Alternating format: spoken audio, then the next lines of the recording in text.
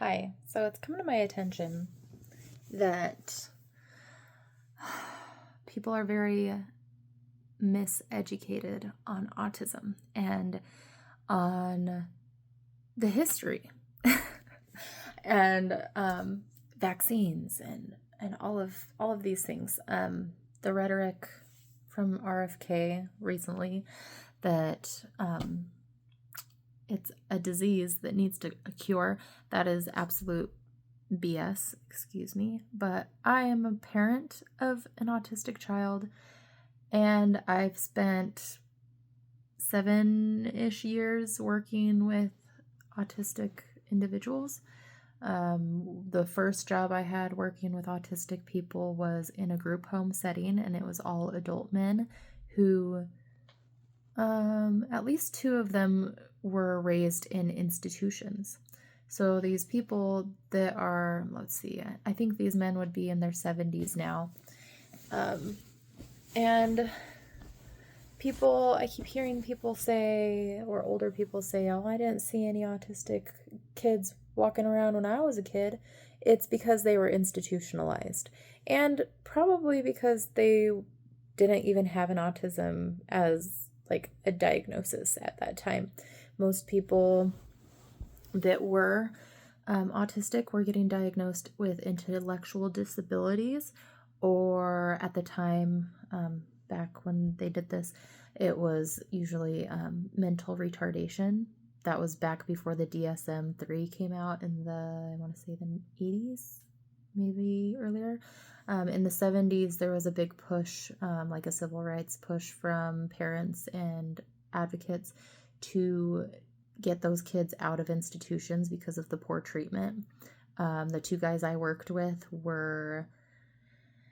had a lot of mental disabilities outside of just their autism, and that was all because they were mistreated in those institutions.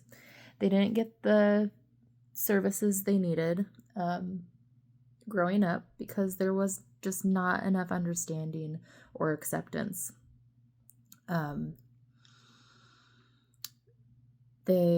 So I said mental retardation, but they were also being misdiagnosed as schizophrenic, which there is a higher chance of people growing up to, like autistic people growing up to be schizophrenic, but it's not the same thing. It was just, they didn't have the understanding back then, and so they just labeled them what they knew. Another thing, this like obsession with people because of the Wakefield study and like dozens of other studies, but him saying like, oh, this is accurate and true. He had 12 kids that he tested this on, and no control group. And his the funding came from lawyers that were fighting the vaccine companies. So you can't take that. You can't take that. Like, that was not, it wasn't a legit study, and it's the only study that they said, yes, there's definitely a link, and it was all bogus. So no, like, throw that out the window. I don't care if you want to believe, if you're anti-vaxxer, go for it to your heart's content, but leave my kid out of it, and leave autistic families out of it. Leave anyone autistic out of it. And if you have a child that's autistic and you believe that there's a link between their autism and a vaccine, then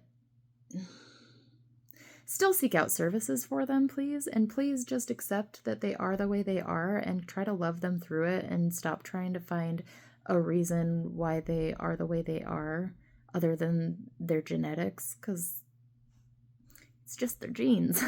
It's been studied. It's epigenetics. Like, you can have a carrier gene and then it can come together. Like, it's just what it is.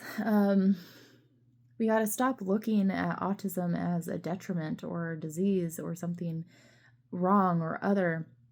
It's not. It's so beautiful. The people I know, even the people I know who can't use the toilet, who don't speak like a neurotypical or like an allistic person, the autistic people I know that don't have jobs or will never pay taxes or will never date, they they're still people, and they're still worth dignity and respect and inclusion. If we keep on acting like there's something wrong with autistic people, that we need to cure them, then we're going to end up othering them and excluding them completely. And people, they're going to have to hide. And there's already so many autistic people that have been hiding their entire lives, who finally, as an adult or as adults, have sought out the diagnosis and found out, oh, I'm autistic. No wonder I've struggled with this and that. And a lot of times because they've been masking their whole lives to fit in, because our brain is smart, and it's like, oh, you're not safe, people are othering you, you better like try to act like them. Some people are really good actors, and so they mask, and that's why they come across as allistic and not autistic. But most of those people that are masking their whole lives have more mental illness with their autism, because of the trauma of masking and not being able to be their authentic selves. So a big point I want to make is that we don't need a cure for autism. We need to keep giving autistic people and their families the support and the understanding. We can't take away Medicaid. We can't take away school funding. We can't take away the services and the therapies that they need. We need early intervention. If people are too scared to get a diagnosis because of some list that can be used against us, that can be put a target on their back, they're not going to get the services they need. And then you're going to see more problematic behaviors from people that are autistic, because they don't have the sources they need. They need what's happening in our brains, and an autistic's brain, is there's more synapses firing. There's more information being processed at a time. So when you see those big behaviors, or how they're expressing themselves differently, how maybe they don't talk like you do, it's because there's so much going on in here, so much sensory overload. On top of that, we live in a society that puts a lot of pressure on everyone, so many expectations on everyone, and you have to fit into this specific mold. And if you're an autistic person, then that's a lot of pressure on top of the existing sensory overload that you're dealing with, because you have so much pattern, like so much extra synapses firing. And it's brilliant and amazing, and they're so creative and smart and honest. But our society doesn't value that, and it's not built to include people like that. It's built for sheep. It's built for people that are gonna just go along with the status quo and keep just trucking along and plugging away and doing the same old every day, and paying the taxes and working and being driving the economy. But if they see, oh, well, these autistic people, we have to fund their sources, their services, and their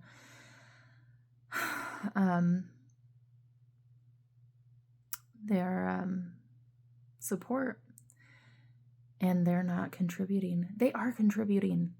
They would contribute a lot more too if we set up education and work to it be inclusive, but we don't. And that is a systemic issue. That is not an issue with this population of people.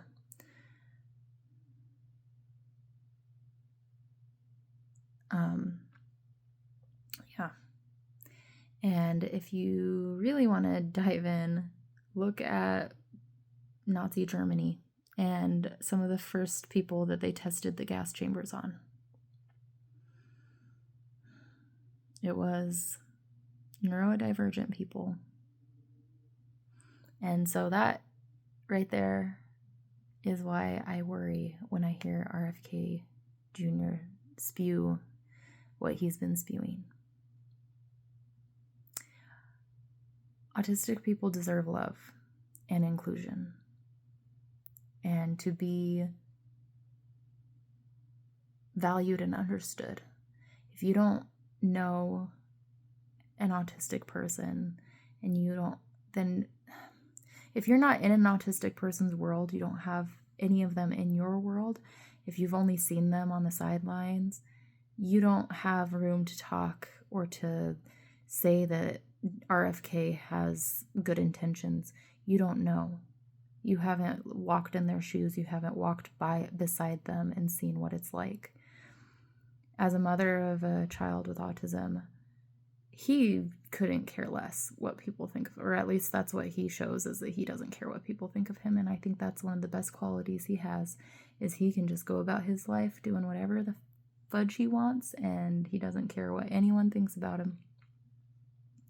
But I, as his mother, do care. And it breaks my heart when people, all they can see is how he doesn't match up to an autistic kid. Like, oh, is he making any progress with speech? Oh, is he making any progress with this? Oh, no, you've got your hands full. He's an amazing kid. I'm not a superhero for loving him. He's amazing. I love him probably even more because he is autistic. It's try to understand and stop judging and stop othering and stop listening to people who don't know what the fuck they're talking about.